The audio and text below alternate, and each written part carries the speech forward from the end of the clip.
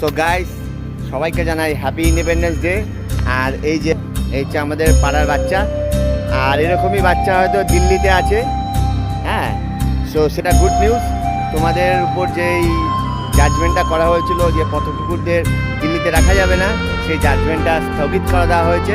So সত্যি মনে হচ্ছে আজকে হ্যাপি ইন্ডিপেন্ডেন্স, কারণ ওরা যদি স্বাধীন থাকতে পারে, আমরাও স্বাধীন থাকতে পারি, আমরাও ভালোভাবে বাঁচতে পারবো। সবাই ভালো মতন স্বাধীনতা দিবস পালন করবেন আর খুব খুব ভালো থাকবেন। Love you all, tata.